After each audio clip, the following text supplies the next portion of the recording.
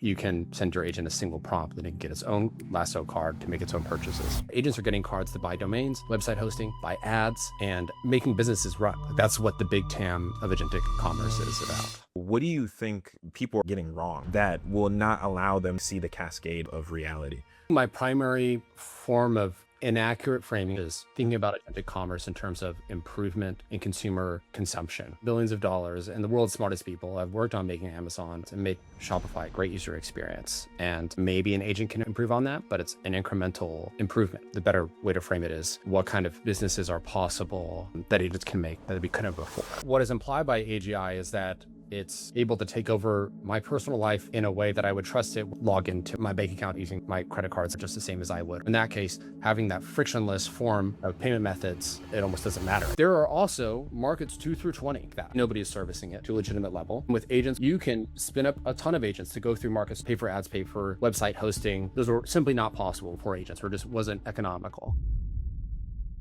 In the agentic economy, there's so many different players tackling the same type of issue, but from different angles. And the end result really is how can you get an agent to do something and then pay for whatever that is? And we've seen different types of solutions here. Ultimately, the goal is how do you go from an intent to work to payment? And each part of that stack, there's different players working on different problems and challenges. And today we have Hunter, which is the founder of Laso, allowing agents and even humans to use one-time use credit cards to pay for things on the web like groceries, gift cards, and other financial services, essentially going around the bottleneck of merchants not being able to support crypto and stablecoin payments. So Hunter, you guys started with cards for humans and then realized that your product fits uniquely with agents, and now you're giving agents cards. How did you go through that process, and why did you start with crypto enable or stable enable cards in the first place?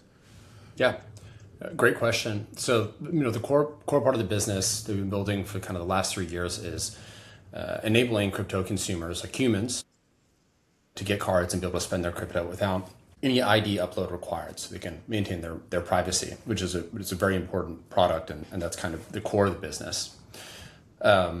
It became clear really, a year ago, at least maybe a year and a half ago, that a big benefit there is because that onboarding is so seamless. You don't have to go through a liveness check or scan your passport or anything, that it's the only way an AI agent could get a card.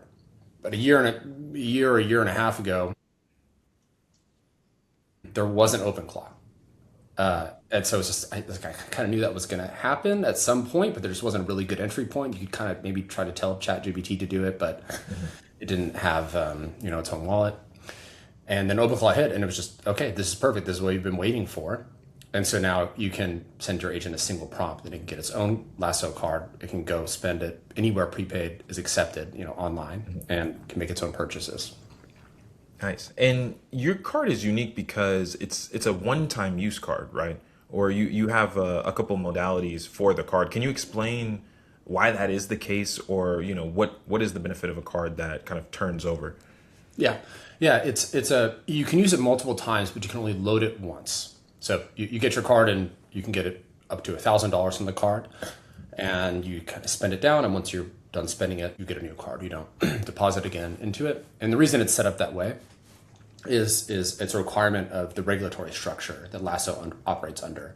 Essentially, we need to prevent money laundering. That is like a big concern. It's, of course, maybe the biggest concern for Laso as well. And so part of that is not allowing reloadability of cards. That's what allows us to have this much lower user verification process to make this kind of model possible, and be able to give your agent a card without having to go through a big invasive KYC process. Nice. And you guys first started with like human cards, right? Which is kind of a weird thing to say, normal cards. And what are the use cases, and why were people quick to really love the product that you guys built and put together? Yeah. And to be clear, we're absolutely continuing that business. That is the core of the business is humans. Humans, we love you. And the value proposition there is it is the most private way to spend your stable coins. So, Satoshi envisioned disintermediating the banking system. But today, you have your crypto and you want to go spend it. You can spend it at businesses that accept crypto, it's growing rapidly, but it's still a very, very tiny percentage of merchants.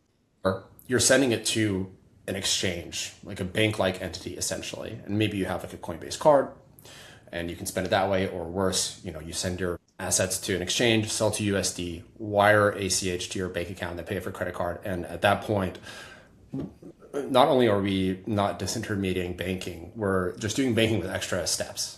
And we've lost our privacy. It's not kind of the purpose of crypto, or why we're working in this for the long term. And so satisfying that need for people who want to maintain their privacy in a compliant way to do normal consumer discretionary purchases, those are kind of our users. So they're ideologically aligned. They tend to be OGs, for lack of a better term. And that's the kind of vertical that we're serving. So, okay, so you guys built this card and people are using it, and you designed it in mind for like day-to-day use. So just like consumer card. And is that kind of the main use case that you're seeing? Has that actually changed and you've seen different types of behaviors with the cards? Like what's kind of the core use case out either, if it's not that, outside of that? Yeah.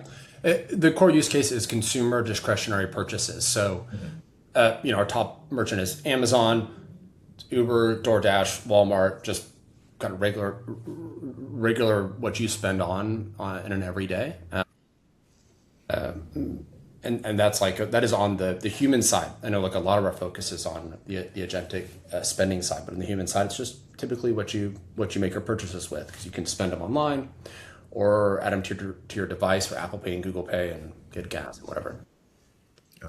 On the agentic side, our cohort of users, non-humans, those purchases we're early, right? We're in the crossing the chasm book. We're in that 1% tinkerer phase. Really quickly, I think everybody agrees that's going to become mainstream, but we're still early. And so the very first agents that we saw on the platform are doing kind of like silly examples, like buying snacks for the office or whatever, essentially things that it's not much better. And in my opinion, it's a worse experience than just buying it yourself. Getting the snacks to the agent is not like a big time saver. But what we're starting to see, and what I'm very, very excited about, is the agents using cards as a tool to run their own business. Pulsio right now is kind of getting some product market fit on enabling the creation of businesses. Locus, our partner, Locus, where Laso is the default card provider, are really running with this idea. There's all these businesses out there that were either not worth the time to explore or to simply were possible without agents, and now people can do them. So the use cases that I'm excited about are agents are getting cards to buy domains, website hosting, buy ads, and making businesses run. That's what the big TAM of agentic commerce is about. Got it. Okay, let's put a pin on that one. I want to, and we can re-hit that one and kind of go a little bit deeper on like this broader agentic commerce. This transition from the human cards to the agentic cards and allowing agents to spend. Did you guys, come up with that? Did users just take the cards and start just hooking them up with agents? Like, how did that transition occur? And then what is the product experience now, or how can people consume the product from the agentic side? Yeah, it wasn't kind of pulled down of us by the customers. It was just something that became really obvious to me a while back, kind of before OpenClaw. There just wasn't. I wasted a lot of time trying to get, I believe it's called ChatGPT Operator, to get its own wallet and things, and that didn't go anywhere. And it was really just waiting for that moment of OpenClaw and Hermes now. And that's kind of the primary AI agent harness that we're servicing is OpenClaw and Hermes. And today you just need to send your agent a single prompt. Essentially go to lasso.finance/skill.md, download that skill and get a card. You just have to, you can copy it from our website. And your agent will go set up a wallet either with Locus, Sponge, Ampersand, and then go get its own card. It can give you a little authentication link, so you can go and log in and see what your agent is up to, what transactions it's making, etc. Or if you want, you can just purely do it through kind of a chat interface. Okay. Okay, cool. So the experience from the agent is like the agent might have its own spending system, but then they're able to use also this like external card that has the traditional card numbers and all that stuff on it. Yeah, correct. So your agent does need control of its own crypto wallet. There's a ton of great providers like the last three that I'd mentioned, but it does need to be able to control its own crypto wallet to be able to deposit into the card. Of course, in the future, it's actually not even necessary really to involve crypto in that flow. So something that they're targeting to launch this year is being able to fund your agent, through Apple Pay or bank transfer, Oh wow. wherever. That's not live yet, but shooting to have that ready this summer. Currently, you just send in USDC or Tether or DAI, and then agent has the card and can spend away. Nice. And for you, like you mentioned in the beginning, there's an ideological product of privacy and kind of freedom to spend. Do you think that is a crypto? Do you think that will stay crypto native, especially if you can like load with like an Apple Pay or something?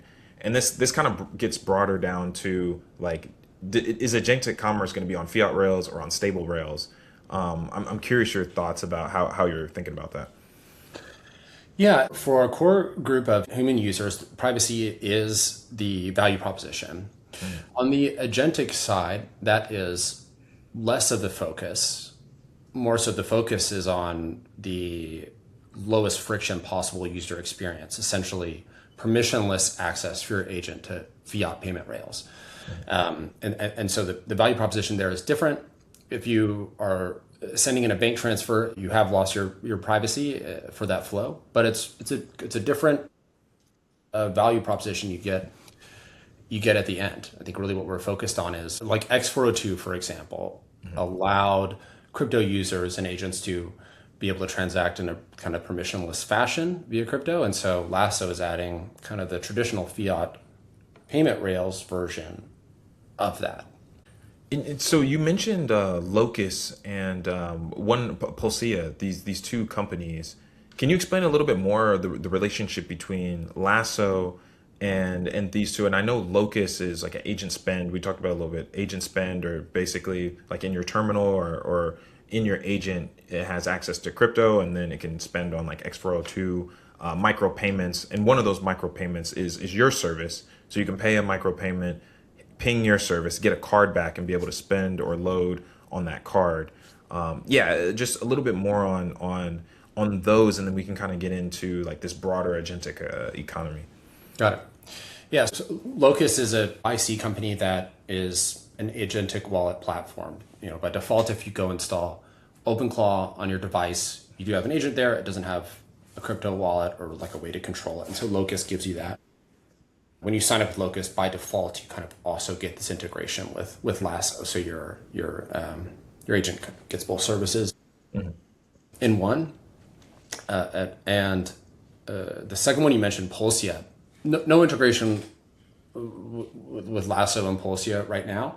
I just thought Pulsia did a good job, along with Locus, of kind of shifting the focus of agentic commerce from this consumer use case that a lot of us immediately jump to, where we're buying snacks for our office or planning our trip to Europe or something.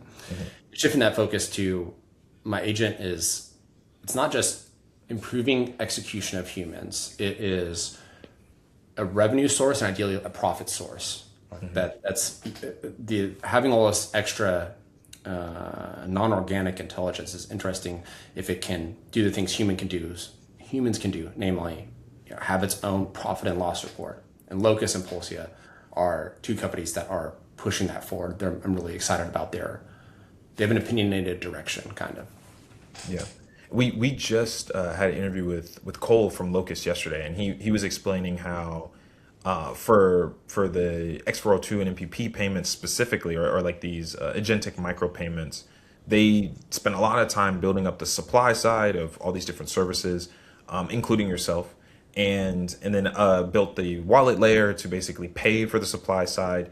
And they said basically what's missing is like the work, and they're building this founder product of, you can deploy like an agent, and essentially it can create work, and work turns into like paying for services to do this work.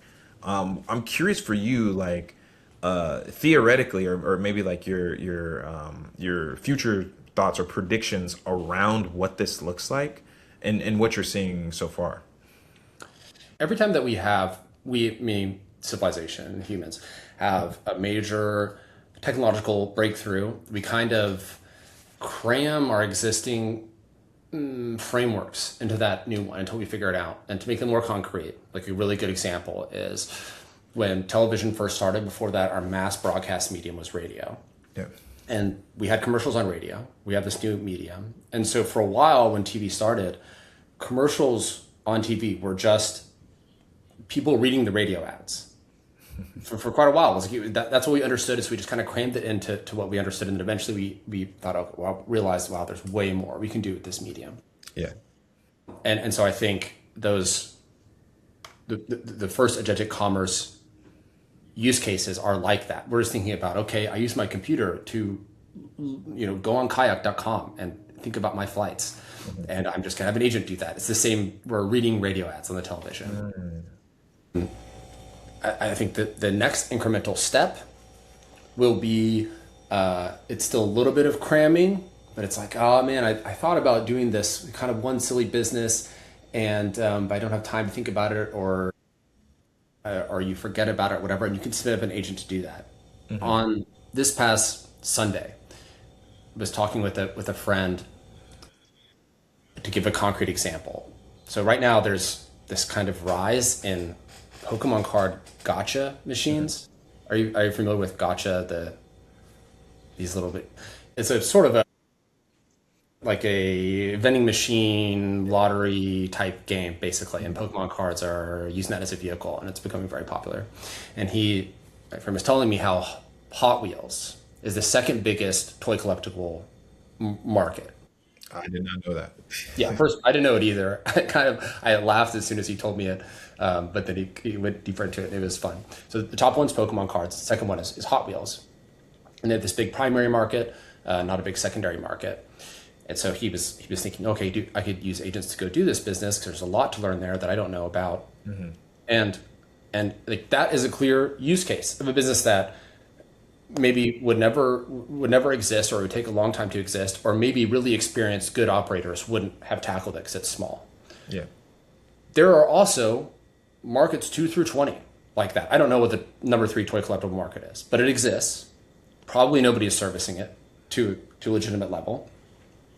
And with agents, with Pulsio, with Locus, you can spin up a ton of agents to go through markets 2 through 20 and make your whole ad campaigns, pay for ads, pay for website hosting, talk to users on Reddit, wherever. Those were simply not possible for agents, or just wasn't economical. That's what I'm excited about. And that is the near term. That is kind of what I believe will be happening at the end of this year. Next, after that, is kind of like agent to agent payment settlement. So kind of you have your Web 2.0 interfaces, then you have agents making kind of normal Web 2.0 interfaces. And then probably for a little while, you have your agent is going to buy services from another website that a different agent made and doesn't really know, right? It's like kind of intermediating through typical websites. And then eventually we get to like X402 to X402 communication type level. But you probably have this intermediary step where, just like on Laso today, you can go do everything an agent can do as a human, and your agent can do the same. And you kind of have both. You have to build everything for humans and non-humans, and maybe eventually get to only non-humans. But you need that step in between. Okay. There's a couple things I want to break apart into sections, and we can hit all of them. So the first one is you see this world where the agents are basically doing the diligence and creating these businesses or services in tight niche verticals where maybe someone with like the efforts, the knowledge, and the energy can insert themselves in this type of process, like where do you think, if this is a capability that's available and grows, right? Like the Fable Claude model just released like 2 hours ago. That's Yeah. supposed to be better than Opus and for long standing tasks. This seems like literally the model for what we're talking about here. Where do you think, especially as someone who talked about the human side a lot, where does the value then become for the operator? And what is like the mental model in which the operator needs to think through? What do you mean by where does the value accrue for the operator? What do Yeah, you I mean? think like let's say these capabilities are possible for the person that is like deploying the agents, right? And maybe like an agent deploys an agent that deploys an agent. There's like this chain. We don't need to get to that yet. Maybe that's like a few years out. But for the near term, just like one step cascade, where do you think the focus of like skills, tooling, more so skills? Where do you think like the skills and the value of the skills kind of collapses to if these agents, if they can build a business, right? They can code and do all these things. But what are like the qualities of individuals that or become successful at these things? Got it. And whenever you said skills, I immediately jumped to like a skill file. But I think you're meaning skills in terms of like capabilities of Yeah, the yeah. human. Is that accurate? I'm going to answer the question that you didn't ask because I think it's interesting, which was Sure. skill files. The immediate part that there'll be some businesses around right now will be on building up the infrastructure to be able to execute these effectively. Like currently, the agents don't have access to a bank account, which you will need for some of the flows to receive your funds from the Shopify account you start. That's what Lasso will be adding this summer. So there's very tactical small things or skill files to describe to an agent how to effectively go through a Shopify checkout or Amazon checkout page because agents can still struggle with these kind of typical web page things. So there's some immediate build out there, and you can kind of those have value that you accrue as a business founder orchestrating the building of your businesses through agents. Then the next, it ideally what we want to get is essentially, for lack of a better term, it's taste of this human founder that is orchestrating agents and sub agents to execute on a business. And the best microcosm I can give of that is on the coding side, which is where I live every day, and it's probably the market that agents are currently adding the most GDP to the world in is on coding. And for all of us and that are able to use these models for our work, you're quickly elevating to the primary value you're providing is taste. To make it more concrete, you're not just describing those whatever a new function or server endpoint that needs to be made, but adding color on what components of your model should be consolidated and which ones should be inheriting from a different superclass or whatever. You're describing those in verbal terms. You're really just taste, not syntactical. I think as a business founder, we get to move more and more towards that. Like all founders understand, and you understand as well. So much of it is not glamorous. It's schlepping through like connecting analytics dashboards and stuff that just is necessary, but not fun and maybe not specific to the objective of the business. And so eliminating that so that your time is more spent on what are the valuable verticals to execute on and how best can I reach our target users or resonate with them. You get to kind of move up to these, higher level of thinking kind of. Okay.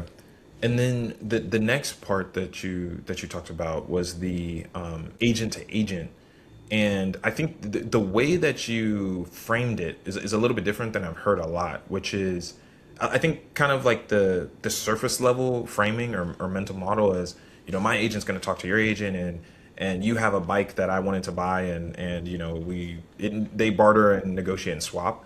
Yeah. And the problem I have with that is like a marketplace, deterministic marketplace where, it just set the prices. And, even in crypto, there's algorithms like AMMs and stuff kind of solve these types of issues. So, but you said, an agent to agent commerce can almost be like an agent makes some type of full service. And I think that's kind of different, like autonomously, right? Like an agent makes a full service, and that's different from kind of like an X402 endpoint where like some humans kind of had the involvement of deploying that. So almost this agent to agent model, at least for the ones that you mentioned, is like the agent and the human interaction is just farther away, and Yeah. it's more agentic, if that like agentic economy. Yeah, is that a good framing? If you can go into more on that piece. Yeah, no, I think you nailed it. I kind of visualize it in three sort of distinct stages. A lot of the way that a lot of people are thinking about it right now is my agent goes and finds this bike listing for me and maybe does a purchase for me, which I don't think is if it's an improvement on user experience, it's incremental. There's the second one, which I've described, which is an agent is starting its own business, and the third one you described as a total agent to agent communication. To go to your bicycle example, I think what will happen before my agent knows I need a bike and goes and finds it and talks to another agent for somebody who wants to sell it. I think what happens in between is Gabe's neighbor has identified this strong secondary selling bicycle market in your city, and he is now the market maker for used bicycles in the city. Like that is a business that like you wouldn't want to execute on, and your neighbor probably doesn't, but an agent can do. And so then you have this Gabe's neighbor website probably, and that is more shaped for a different agent to consume. Like the agents by nature sort of want to make things that other agents can consume. And so you have that intermediary step. Some other agent has built a business that services that, and then maybe your agent finds it and you communicate it that way. And then maybe you get to this like very futuristic, there's no web page, no nothing. They're talking purely with each other, but it probably goes to this, what looks like a normal website for quite a while. Interesting. Okay. And the last one, and this kind of like ties it together, you said is X402 and to X402. Like what does that look like? I don't really know. I was I was trying to find a good like mental model to compare it against. I mean, X402 is a concept in my example, not protocol doesn't really enable it. But I think what we're imagining is sort of a ChatGPT window that's not visible between two different agents talking to each other, which is maybe more of the end state. Yeah. It's not anything that has any significant traction that I can see, but it seems plausible. Probably the closest we have on that is something like DeFi agents. So one team that we're working with is Claw Pump, and they're building agents with a kind of a focus on making profits through DeFi crypto strategies. And there, you're sort of the product that you're either buying or selling is, can be described in a sentence, and access is purely programmatic. So you get a little bit closer to that. They can maybe, to make it more concrete, your agent is searching for some sort of lending return with a target Sharpe ratio and target leverage, and maybe that pool doesn't quite exist yet. A different agent has access to that capital and then can create that pool or deposit assets to create that pool. Those conversations, if you will, are not mediated via the theoretical ChatGPT window between two different agents like I described earlier. Those are mediated through markets and pricing. But what is a market and a price besides like the most compressed version of a conversation? On that last piece, you explain the product, your mental model of how you're seeing the space, and the product that you've built is like your mental model for Laso and the ideological piece. Right now, what do you think people are like getting wrong, or is just like totally incorrect, or kind of like a bad framing that will not allow them to kind of like see the cascade of reality. I think my primary form of inaccurate framing, in my opinion, that I see is what we've touched on, which is thinking about agentic commerce in terms of improvement in consumer consumption, like billions of billions and billions of dollars, and the world's smartest people have worked on making Amazon a great user experience and made Shopify a great user experience. And maybe an agent can improve on that, but it's an incremental improvement. People are still buying as a consumer what they already are. They're not doing that many incremental purchases there. And instead thinking about it more creatively, I think the better way to frame it is what kind of businesses are possible to sell to humans that agents can make that we couldn't before. And then the next stage is what kind of businesses can we sell to agents that weren't possible before, but probably you need to sell into humans part first. But of course there'll be then very vertical specific or quantized portions of compute that you're selling back to an agent to be able to execute on tasks or whatever. Yeah. But sell to the big market first, which is the humans. Yeah.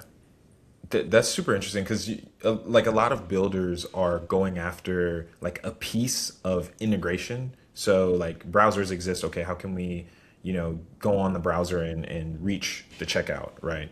And what you're saying is basically like kill the entire commerce product itself and rebuild like the use case from scratch, essentially. Yeah.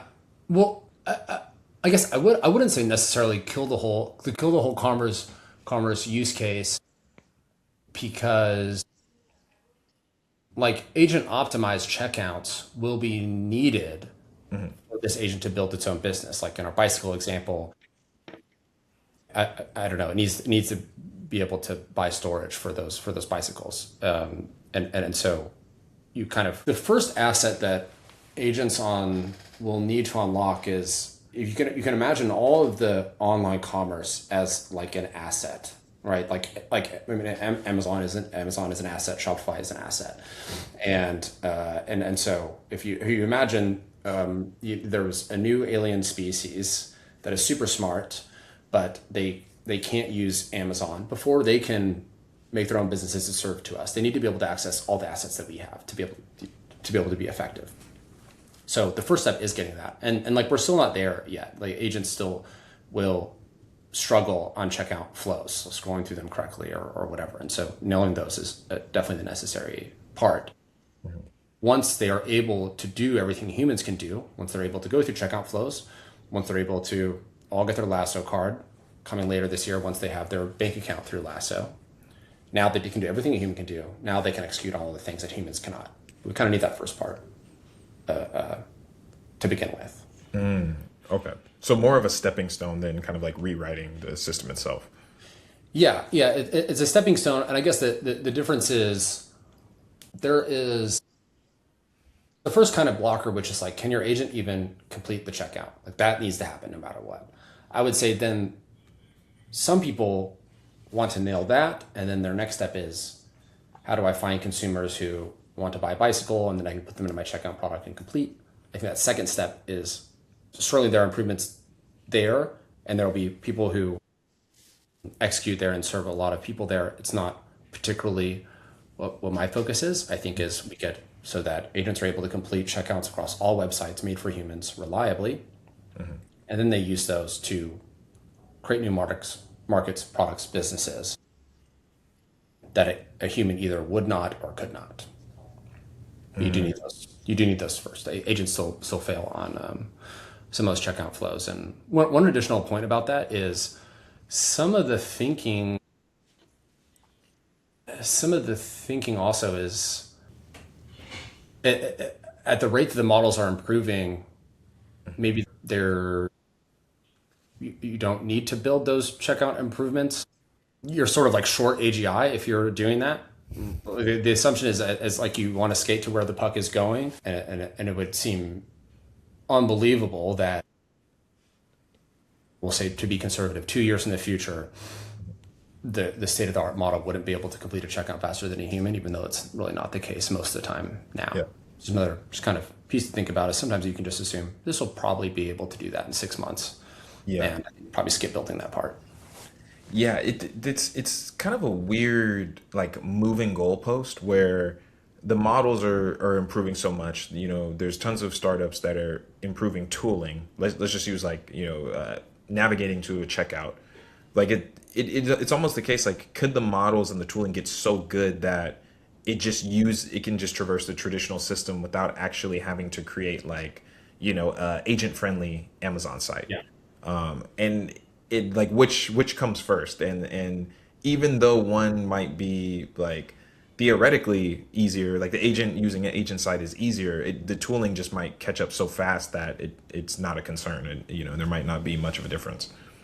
You're totally right. And that is a risk for Laso because which and to be clear, it is a risk for the agentic product, but it's like I'm happy if that risk is realized. Like we're in the utopia, but the risk is Lasso is making it more frictionless for an agent to be able to spend and receive funds, both on fiat rails and crypto rails, and that's kind of what we're building in a sort of unopinionated fashion.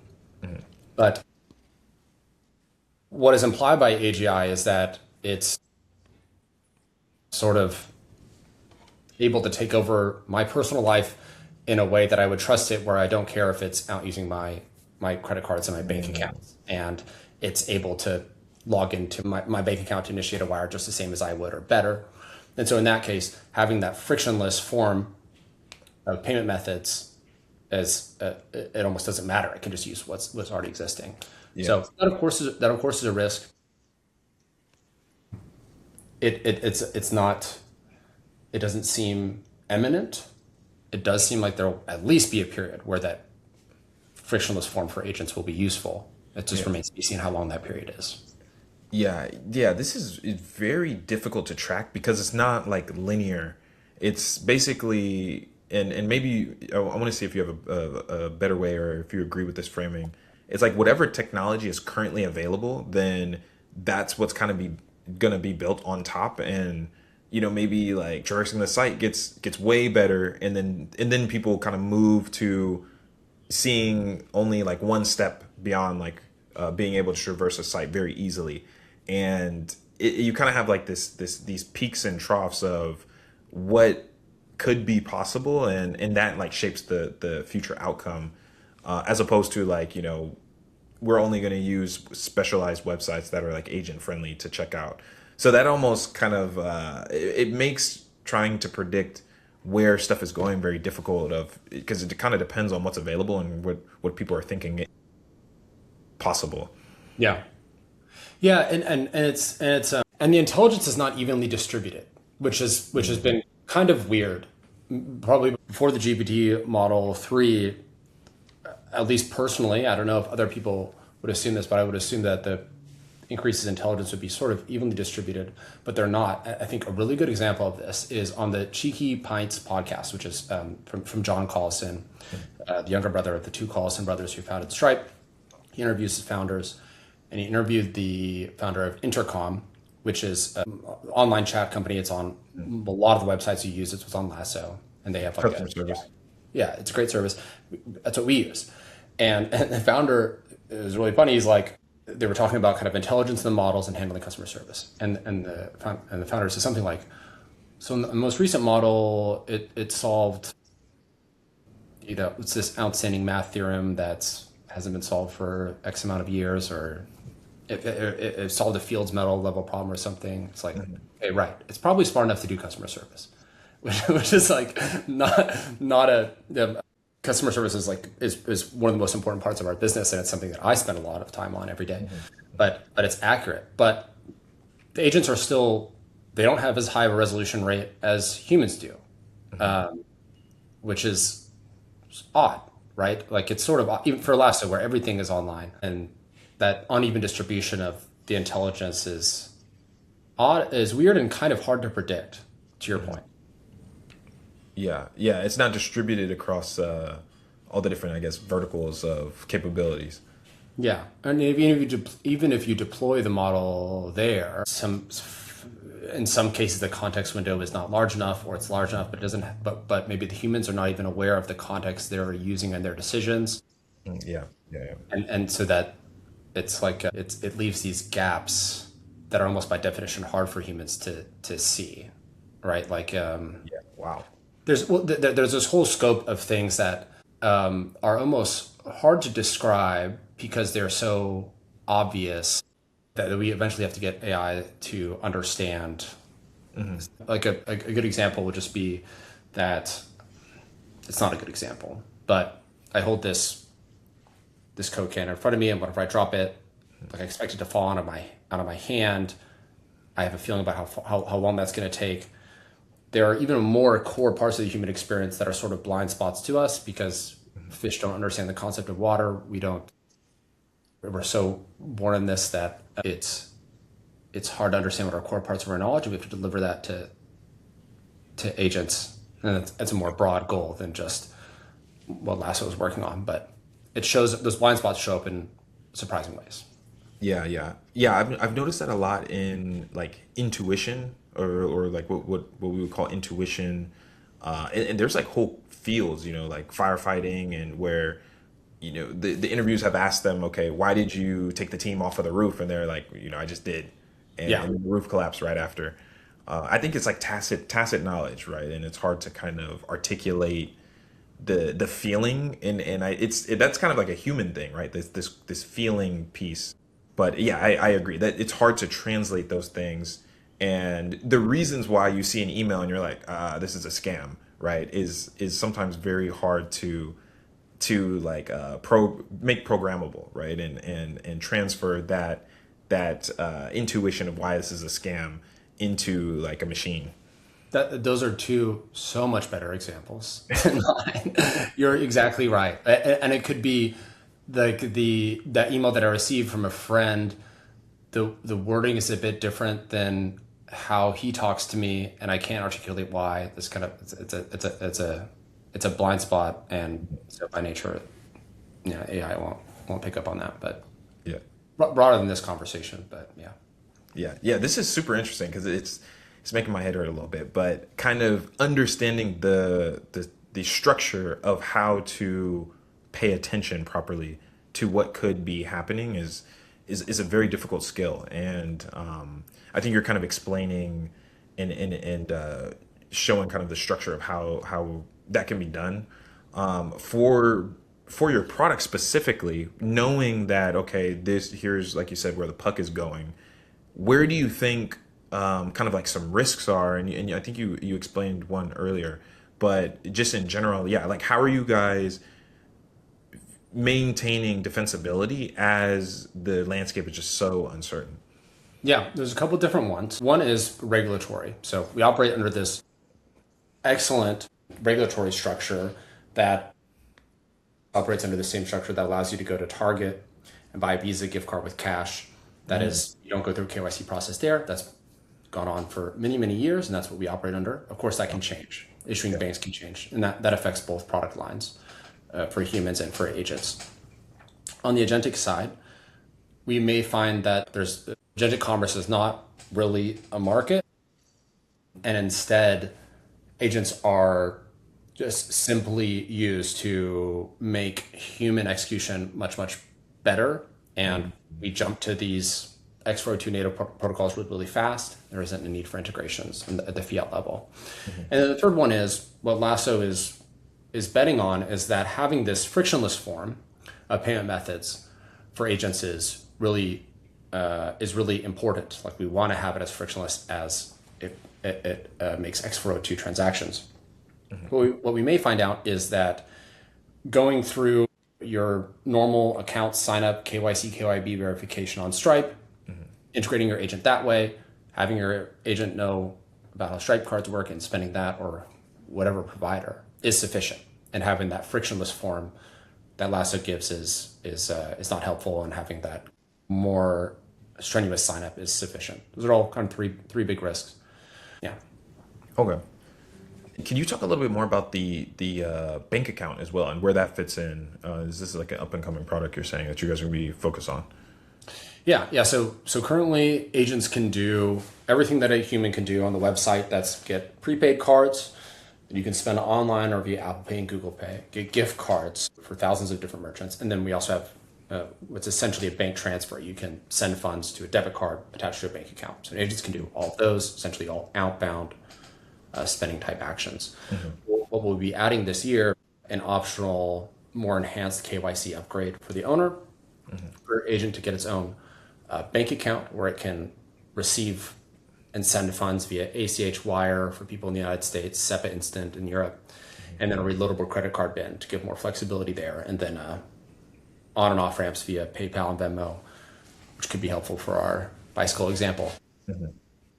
Those are upcoming.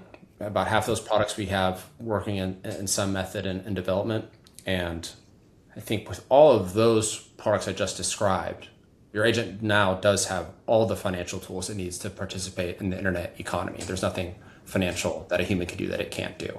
And I think that's important, is to get as wide as possible on that front. So as these vertical specific things like Locus and Policy start to take off, we're already there to enable it. What we don't want to have happen is that there is some business to be made out there that an agent doesn't execute on because it's missing one of those pieces, and kind of the world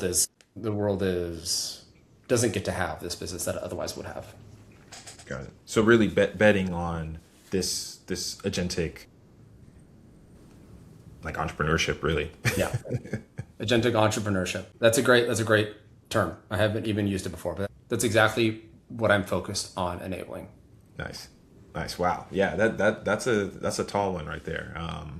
Yeah, definitely keep us posted on developments, and the infrastructure is there, right? You know, these parallel teams are building, and it's very cool to see kind of like the coordination of the ecosystem, and you know, people are kind of tracking what other folks are doing and where they're headed and kind of where the opportunity is headed. So hopefully we can kind of facilitate that with Shoal, make it easier. I love the focus on Shoal, and you guys are doing a great job, really creating broad views of what's going on, and then also deep in these interviews. So I appreciate it. As it becomes more legible, more people invest in it, it becomes more legible to agents as well for them to execute. So you're doing the world a good here. Appreciate it. As we're wrapping up here, we always ask at the end, is there any like specific alpha that you've picked up on, or like a project, very interesting project, or even it can even be a financial opportunity, but no financial advice on the show as a preface. But yeah, just some folks in the past have said things like, you know, I'm heavily focused on, you know, upskilling in this certain way, or like this particular project. I know you mentioned Locus and Pulsia, but out of those two, we can add those. But out of those two, yeah, just maybe the culmination of them together could be an option. But yeah, I'll let you have the floor on that. Yeah, I will shill our agentic wallet providers, which use Laso as a default card provider, and that is Locus, Sponge or paysponge.com, and then ampersand. That's just a pure shill. I think if I like shill that we're already integrated with, maybe like a crypto market level shill would be on MetaDAO.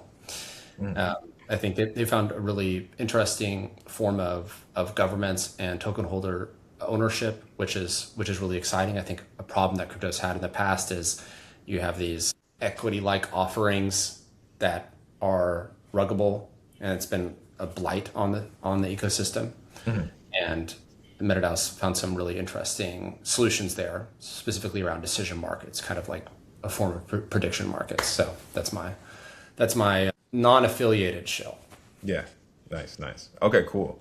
And in MetaDAO, they did a lot on like Futarchy on the governance, and then also like token issuance and stuff like that. And then on the PaySponge, Locus, and Ampersand, these are all like agent spend or agent pay products that you can take a wallet, load it with crypto, and then pay for services like Laso. You nailed it. Exactly right. Nice.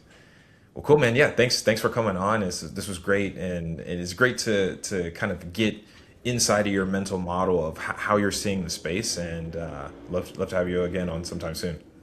I'm looking forward to it. I appreciate it. Thank you. Yeah, see ya.